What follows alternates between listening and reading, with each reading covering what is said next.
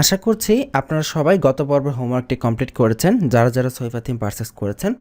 আর যারা সহিফা থিম এখনও পারচেস করেন নাই তারা আসলে হতাশ হবেন না।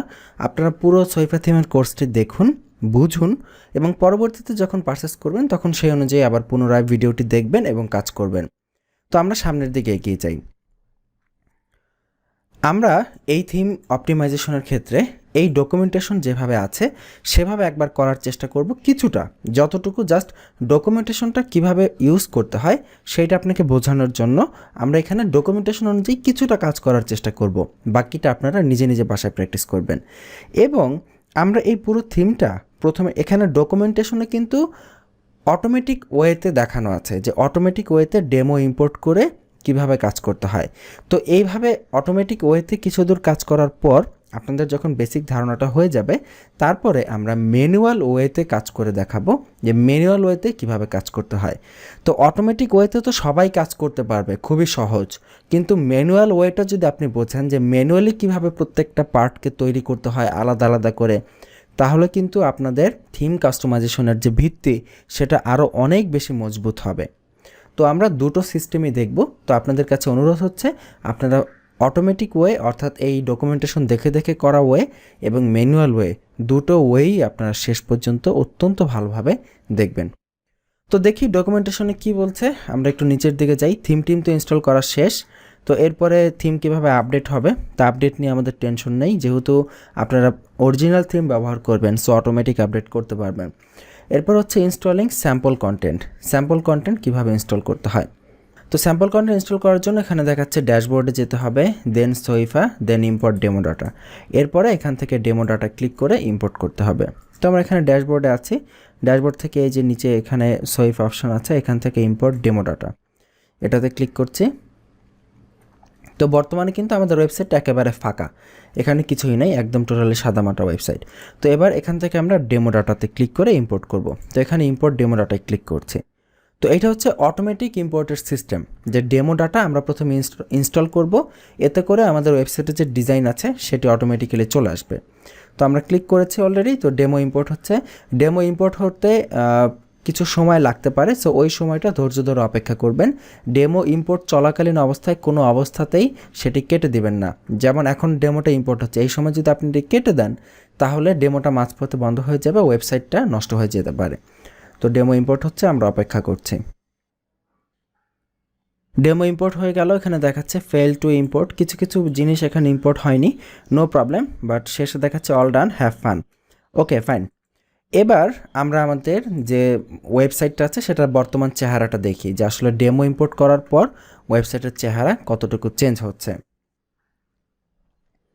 এই হচ্ছে আমাদের বর্তমান ওয়েবসাইট। আমরা দেখতে পাচ্ছি ডেমোটা ইম্পোর্ট হয়েছে। আচ্ছা, আমরা সহিফা থিমের যে মেইন ডেমোটা আছে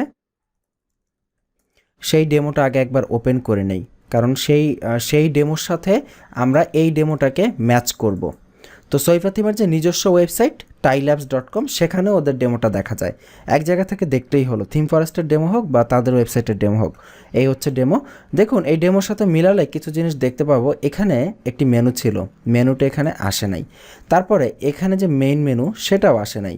নিচের দিকে যদি যাই আমরা এখানে দেখব উইজেট যে সেকশন আছে উইজেটটা আসে নাই। বাম পাশের কন্টেন্ট, স্লাইডার এগুলো ঠিকভাবে এসেছে। আবার যদি সবার নিচে চলে যাই, এখানে যে কিছু উইজেট ছিল ফুটারে সেগুলো আসে নাই। তো যেগুলো মিসিং আছে এবার আমাদেরকে সেগুলো আনতে হবে এবং যেগুলো অলরেডি ইম্পোর্ট হয়েছে সেগুলোকে এডিট করতে হবে। এখন কথা হচ্ছে, এই যে আমরা ডেমোটা ইম্পোর্ট করলাম, ডেমো ইম্পোর্ট করার সাথে সাথে এখানে বেশ কিছু চেঞ্জ হয়ে গেল, অটোমেটিক চলে আসলো। তো ডেমো ইম্পোর্ট করার সাথে সাথে ওয়েবসাইটে চেঞ্জ হলোটা কি সেইটা আগে জানার চেষ্টা করি, বোঝার চেষ্টা করি। তো যখনই আপনি কোনো থিমে ডেমো ইম্পোর্ট করবেন দেখবেন সেখানে পোস্ট সেকশনে কিছু পোস্ট হয়তো চলে আসবে। এক একটা থিমের সিস্টেম এক এক রকম। যেমন আমি যদি পোস্ট সেকশনে যাই, দেখুন বেশ কিছু পোস্ট, 28টা পোস্ট এখানে দেখাচ্ছে। আগে তো একটা পোস্ট ডেমো এমনিতেই থাকে ওয়ার্ডপ্রেসের সাথে, বাকি দেখুন আরও 27টা পোস্ট এখানে চলে এসেছে। শুধু পোস্টই না, পোস্টের সাথে ক্যাটাগরিও ক্রিয়েট হয়েছে। আমরা যদি ক্যাটাগরিতে ক্লিক করি আমরা দেখব বিভিন্ন ক্যাটাগরি এখানে ডেমো থেকে অটোমেটিক্যালি ক্রিয়েট হয়ে গেছে। তার পাশাপাশি আমরা যদি পেজেস সেকশনে যাই, পেজে গেলেও দেখব বেশ কিছু পেজ ক্রিয়েট হয়ে গেছে। দেখুন এখানে 37টা পেজ দেখাচ্ছে, পাবলিশড হচ্ছে 36টা, মানে এই পেজগুলো এখানে ক্রিয়েট হয়েছে ডেমোর সাথে সাথে। ফ্রি থিম কাস্টমাইজেশনের সময় আপনারা দেখেছিলেন যে বিভিন্ন পেজে একটি থিমের হোম পেজের ডিজাইনটা দেয়া থাকে, সেখান থেকে হোম পেজের টেমপ্লেটটা দিলে সেই পেজটি পেয়ে যায়। তো এখানেও ঠিক এক্স্যাক্টলি সেম কাজটি করা হয়েছে। আমরা যদি এখান থেকে পেজের তালিকা থেকে সেকেন্ড পেজে যাই, এখানে আপনারা দেখতে পাবেন এখানে প্রাইভেসি পলিসি পেজ আছে। এই যে দেখুন এখানে একটি পেজের ডেমো রয়েছে, টাইল অ্যাপস হোম পেজ। এখানে ডেমো যখন আমরা ইম্পোর্ট করেছি এই পেজটাও ইম্পোর্ট হয়ে গেছে। এই পেজের ভেতরেই মূলত আমাদের হোম পেজের ডিজাইনটা দেওয়া আছে। যেমন এই পেজটাকে দেখুন ফ্রন্ট পেজ হিসেবে আলটিমেটলি অটোমেটিক্যালি সিলেক্ট করা আছে, কিন্তু আমরা কিন্তু ফ্রি থিম কাস্টমাইজেশনে সেটিং থেকে রিডিংয়ে গিয়ে হোম পেজকে সিলেক্ট করেছিলাম যে এইটা হবে হোম পেজ, এটা হবে ব্লগ পেজ। তো দেখুন এটাকে ফ্রন্ট পেজ হিসেবে অটোমেটিক্যালি সিলেক্ট করা হয়ে গেছে ডেমো ইম্পোর্টের মাধ্যমে। এবং আমরা যদি এই পেজটাকে ভিউ করি তাহলে দেখব এটাই আমাদের হোম পেজ, অর্থাৎ এই পেজটাকেই এখান থেকে সেট আপ করা হয়েছে। দেখুন এটাই আমাদের হোম পেজ। এবার আমরা যদি এই পেজটাকে এডিট করতে চাই তাহলে আমরা এডিট পেজে দেই, এডিট পেজে দিয়ে দেখি কি অবস্থা। তো হোম পেজটাকে আমরা যখন এডিট পেজে দিলাম তখন দেখুন এই যে টেমপ্লেটটা ছিল, আমরা বলেছিলাম এই পেজটাকে হোম পেজ বানানো হয়েছে, এই দেখুন এই টাইটেলের পেজটা এসেছে। এবং এখানে পেজ বিল্ডারের বেশ কিছু অপশন আছে, যে অপশনগুলো আমরা পরবর্তীতে দেখব। আরও কিছু অপশন নিচের দিকে দেয়া আছে, পাশাপাশি ডান পাশে দেখুন এইখানে বিভিন্ন টেমপ্লেটের অপশন দেয়া আছে। নিচের দিকে চলে যাই, তো তার মানে এই পেজটাকে সেট আপই করা হয়েছে হোম পেজের ডিজাইনে। শুধুমাত্র এই পেজটা না, এইরকম আরও কয়েকটা হোম পেজের ডিজাইন এখানে দেয়া আছে। আমি যদি পেজেসের সেকশন থেকে আমি যদি আবার 1 নম্বর পেজে যাই, এখানে দেখবেন হোম পেজ হিসেবে দেওয়ার জন্য আরও কয়েকটা ডিজাইন ওরা আমাদেরকে দিয়েছে। যেমন এই যে ব্লগ লেআউটের জন্য আমরা যদি এটাকে ভিউ করি, দেখবে এটা হচ্ছে ব্লগ লেআউট। এই যে দেখুন ব্লগের জন্য এখানে লেআউট দেওয়া হয়েছে। আমরা যদি আরও কিছু, যেমন এই যে টাইমলাইন ভিউ, এখানে এটাকে যদি ভিউ করে টাইমলাইন লেআউটকে দেখুন, এই যে টাইমলাইন লেআউট হিসেবে এইভাবে দেওয়া আছে। তো অর্থাৎ আমরা চাইলে হোম পেজের আরও কয়েকটা ডিজাইন এইভাবে চুজ করতে পারি। তবে আমরা ডেমোতে যে ডিজাইনটা দেখেছি মেইন থিমের ডেমোতে, সেই রকম ডিজাইনটা হচ্ছে মূলত এটা টাইল অ্যাপস হোম পেজ। তো এই ডেমোটা সেখান থেকে এসেছে। তার মানে আমরা বুঝতে পারতেছি যখনই আমরা কোনো থিমের ডেমো,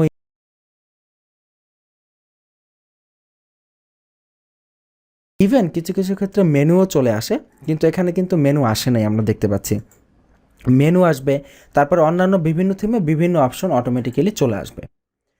তো এতটুকু আশা করি আমরা ক্লিয়ারলি বুঝতে পেরেছি। এবার আমরা ডকুমেন্টেশন আবার ফিরে যাই। ডেমো ডাটা ইম্পোর্ট দেখলাম, এরপরে দেখুন ডেমো ডাটা ম্যানুয়ালিও ইম্পোর্ট করা যায়। ম্যানুয়ালি কীভাবে ইম্পোর্ট করতে হয়, ম্যানুয়ালি ইম্পোর্ট করার জন্য টুলস থেকে ইম্পোর্ট। আপনার ডকুমেন্টেশনটি কিন্তু অবশ্যই পড়বেন, না পড়লে কিন্তু বুঝতে পারবেন না। ইম্পোর্ট থেকে এই যে ওয়ার্ডপ্রেস, এই কথাটাই, এই যে আমি যে কাজটা করছি এই কথাটা এখানে লেখা আছে। দেখুন ড্যাশবোর্ড থেকে টুলস, তারপরে ইম্পোর্ট, তারপরে ওয়ার্ডপ্রেস, তারপর এখানে রান করতে হবে, এক্সএমএল ফাইল আপলোড করতে হবে। তো এই কাজটাই আমরা করছি। তো এখান থেকে activate plugin and run importer অপশনে চলে যাচ্ছি। এখান থেকে চুজ ফাইলে সিলেক্ট করে আমাদের ডেমো ফাইলটা দেখিয়ে দিতে হবে। ডেমো ফাইল কোনটা, এই যে থিমের ভেতরে দেখেন স্যাম্পল কন্টেন্ট নামে একটি ফোল্ডার আছে, সেই ফোল্ডারের ভেতরে 2টা ডেমো দেওয়া আছে। একটা হচ্ছে সহিফা ওয়ার্ডপ্রেস রেগুলার, একটা হচ্ছে সহিফা ওয়ার্ডপ্রেস রাইট টু লেফট, অর্থাৎ ডান থেকে বামে। তো এখান থেকে আমরা যে ফাইলটা চাই সেই ফাইলটাকে এইভাবে টেনে এটার উপরে ড্রপ করে দিব, অথবা এখান থেকে চুজ করে এখানে আপলোড ফাইল অ্যান্ড ইম্পোর্টে দিলেই ওয়ার্ডপ্রেসের যে ফাইলগুলো আছে সেগুলো এখানে ইম্পোর্ট হয়ে যাবে। তো এখানে আপনি যদি এই ফাইলটা এখানে ইম্পোর্ট করেন তাহলে হুবহু এরকম ডিজাইন পাবেন না, কিছুটা একটু এদিক সেদিক ডিজাইন হবে, বাকি কাজটা আপনাকে ম্যানুয়ালি করে নিতে হবে। তো আমাদের সাজেশন হচ্ছে প্রথম প্র্যাকটিসের জন্য এইভাবে অটোমেটিক যে ডেমো ইম্পোর্টটা আছে ক্লিকের মাধ্যমে সেই ডেমো ইম্পোর্টটা করে নিন এবং আমাদের সাথে কন্টিনিউ করুন, কারণ পরবর্তীতে আমরা ম্যানুয়ালি দেখব কিভাবে এই ওয়েবসাইটটা তৈরি করা যায়। তো তখন আপনারা মোটামুটি থিমের স্ট্রাকচার সবই জেনে যাবেন। আপাতত অটোমেটিক স্ট্রাকচারটা আমাদের সাথে কমপ্লিট করে যান। তো আমরা আবার ডকুমেন্টেশনে ফিরে যাচ্ছি, এখানে যাই, এখানে দেখাচ্ছে মাইগ্রেটিং ফ্রম অ্যানাদার থিম, এগুলো দরকার নেই, আমরা তো অন্য থিম থেকে মাইগ্রেট করছি না বা ল্যাঙ্গুয়েজ ট্রান্সলেটও করছি না। রাইট টু লেফট কীভাবে অ্যাক্টিভ করতে হবে সেটা এখানে দেওয়া আছে, তো আমরা এটাও করছি না কারণ এটা আমাদের ইংলিশ সাইট।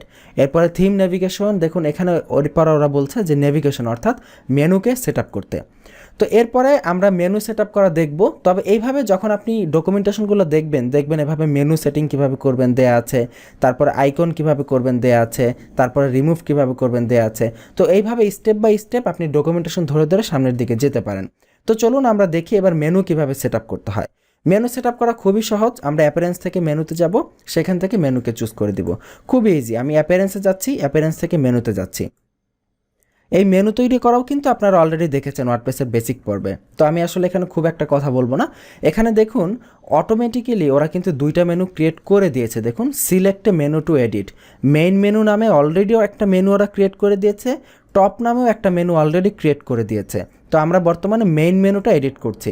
যদি এখানে মেনু ক্রিয়েট করা না থাকতো তাহলে আমরা কিন্তু নতুন মেনু এখান থেকে ক্রিয়েট করে নিতাম।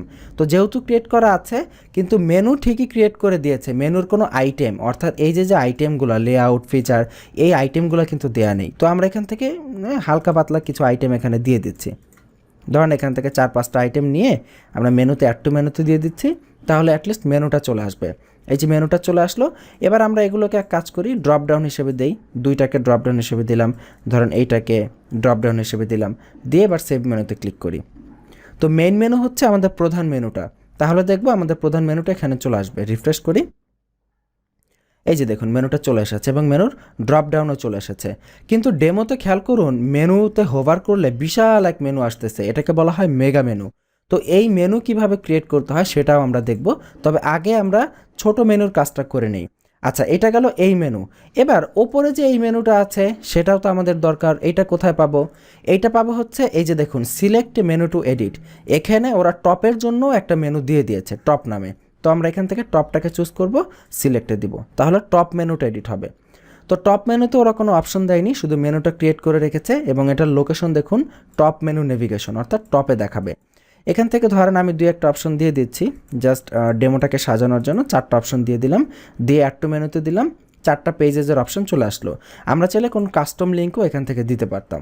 দিয়ে এবার আমরা সেভ মেনুতে ক্লিক করি, আমরা আমাদের হোম পেজটাকে রিফ্রেশ করি, এই যে দেখুন ওপরে মেনুটা চলে এসেছে।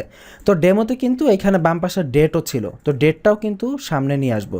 তো সেটা কিভাবে নিয়ে আসবো সেটা আমরা পরবর্তীতে দেখব। আপাতত আমরা ডকুমেন্টেশন অনুযায়ী সামনের দিকে আগাই। ডকুমেন্টেশনে মেনুর কথা বলা ছিল, মেনু আমরা করে ফেললাম। এখানে এই লেখাগুলো পড়ে নেবেন, ওরা বলেছে কিভাবে মেনু ক্রিয়েট করতে হয়।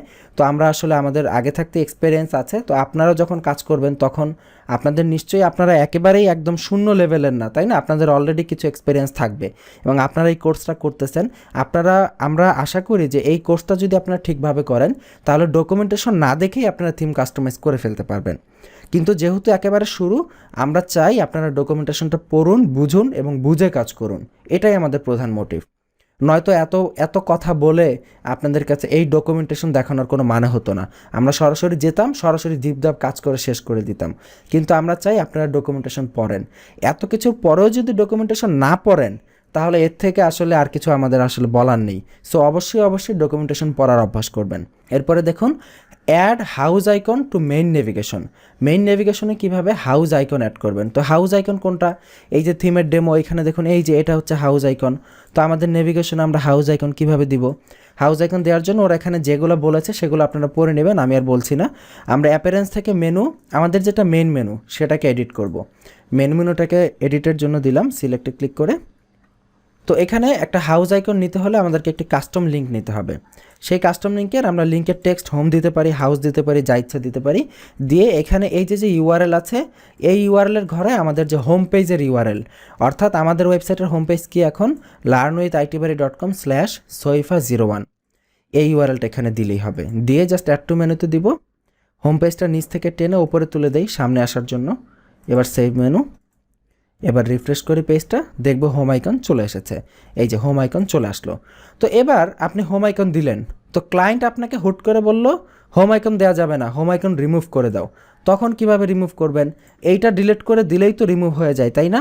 কিন্তু আপনি যদি এইটাকে ডিলিট করে দেন এবং ডিলিট করে, তাহলে কিন্তু আপনি হোম পেজের লিঙ্ক দিতে পারবেন না। কারণ আপনি যে এলিমেন্টকেই হোম পেজের লিঙ্ক দিবেন সেই এলিমেন্টকেই সে হোমের আইকন বসিয়ে দিবে।